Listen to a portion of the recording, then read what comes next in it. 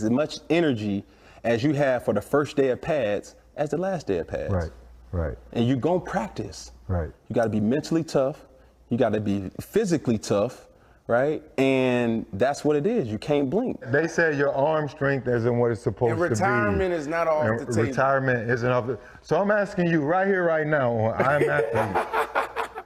Let us hear it, but the people gonna hear it too. Hell, I already know no. You can't. I can't go out like that. No timetable. No, I can't go out like that. Till the wheels fall off. No, it's not even till the wheels fall off. I can't go out like that. All right, back here now with the Super Bowl champion, Willie McGinnis, David Carr as well. And, you know, Willie, you're as well versed as anyone in the Patriot way. And by the way, on that last comment from Cam Newton, I had no reason to expect that he was going to hang it up after a season like that, right? Right.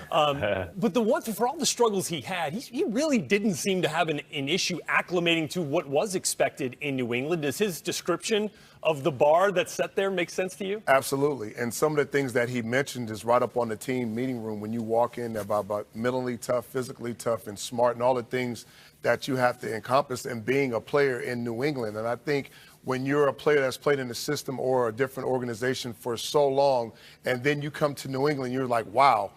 It's about preparation. It's about team first. It's about all the other little things that goes into being great and being productive and being a really good player. And that could be a little tough for some because a lot of players get away with a lot of things. Everybody's held accountable to the same level in New England. And I know that Cam was very intrigued about, you know, the quarterback position and what goes on in New England and the caliber of player you would have to be on a lot of different fronts and different levels when you go to New England. And there are some struggles if you don't put everything into it. Coaches will call you out. The players that's been there in the locker room will call you out. And there's a certain expectation. So he was up for the challenge. And I think most people, and maybe him just a little bit, got a little overwhelmed by everything that goes on.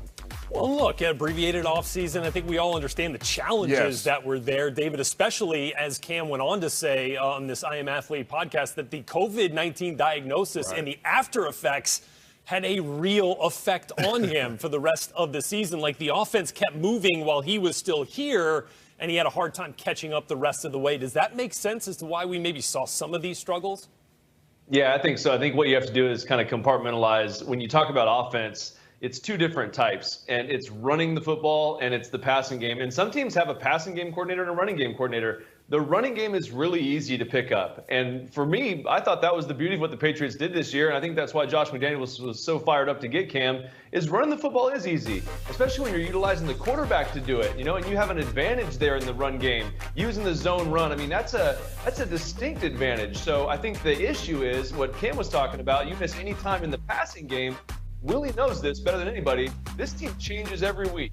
Right. The passing concepts change every week. The timing, the detail, the intricacies of each route change based on the defense that you're facing. And so do the defenses change, and Brady would change with that. And Cam wasn't really in long enough to have a good feel for that and be able to adjust on the fly. Now, the run game was easy, but the passing game is something that takes details, timing, and a real precision that if you do miss any time, it can affect you. And then again, throwing the football, he wasn't as sharp. And I think that's what goes back to it, because it's never a thing with a quarterback that, oh, you just forgot how to throw the ball. You know, it's really the timing and the decision-making that affects the accuracy down the field. And David and Rhett, just like so many systems that they've engineered, Josh McDaniels and the coaching staff have engineered around the type of players they have, this system was totally new for everybody that they engineered around Cam and that offense. And we'll dig a little bit deeper into who we expect to start at quarterback for the Patriots in 2021 a bit later here on this edition of NFL Total Access. For now, though, let's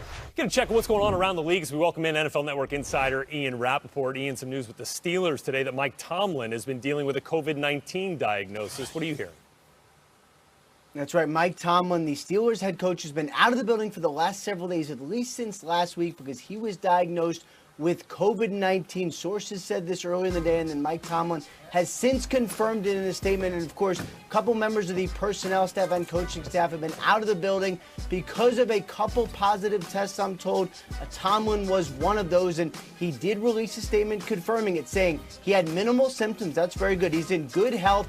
He had wished his diagnosis had remained private. He is expected, here's the statement right here, is expected to be back soon. All of that is good news for the Pittsburgh Steelers. Meanwhile, a little bit of business for the Steelers. They just restructured the contract of standout defensive lineman Cam Hayward. Still going to get his allotment for the 2021 season, $10.5 million, but he restructures, creating $7 million in cap space. And how does that extra cap space affect, if at all, Ian, the Steelers' decision that's still to come here with Ben Roethlisberger? Well, they're expected to create cap space in really any way they can. This was one. Stephon Tuitt redoing his contract would be another. It's a little bit of a separate issue because they need some cap space from Roethlisberger himself. As it stands right now, he's going to count more than $40 million against the cap. That is not going to happen. $19 million in cash. It sounds like the Steelers want him to take a pay cut, similar to what, say, Peyton Manning did at the end of his career. It is not unprecedented. It really is just now, from what I understand, not a question of do they want him back. From what I understand, the Steelers do want him back. It's just how much salary is he actually going to take? And that might be one of the reasons that the comments of Kevin Colbert were a little murky last week, just not clear what he's going to say in the middle of a negotiation. So I think it's fair to characterize Roethlisberger's status right now as up in the air until they have a deal. And they've still got some big decisions to make outside of Roethlisberger, Juju Smith-Schuster, Bud Dupree among them, as we welcome back David Carr and our former NFL personnel executive, Mark Ross. Mark, let me just start here with you very simply. Is it time for the Steelers to move on from Ben Roethlisberger? Red, I definitely think it's time for the Steelers to move on from Ben, and it's twofold. One, it's the on-field performance. We saw a very limited Ben Roethlisberger last year, where he simply had to rely on the dink and dunk system and get the ball out of his hands as quickly as possible. Not the Ben Roethlisberger of past who could shake off tackles, make plays, moving around. So you saw the Pittsburgh offense that was very limited. But number two, when you have it's the off the field. When you have a Hall of Fame quarterback who has such personal ties and relationships with everyone in the building, it's hard to make a football decision because you have all that built up. With the New York Giants had Eli Manning towards the end of his career. You're seeing that in New Orleans with Drew Brees, where it becomes more than just football. So for the Steelers, football-wise, yes, they need to move on, but also just Ben Roethlisberger's presence and signaling to the organization that, okay, Ben is gone, we can move forward. And they don't have great options right now. Mason Rudolph, Dwayne Haskins possibly, but it's just the almost anchor that Ben Roethlisberger has on the organization. You've heard Kevin Colbert, who didn't give a ringing endorsement, to say he is our guy. And you also heard in Kevin Colbert say, we're trying to do what's best for the organization, but also do what's best for Ben. And that's really not a realistic situation for Kevin Colbert and the Steelers. They have to do what's best for the Steelers organization.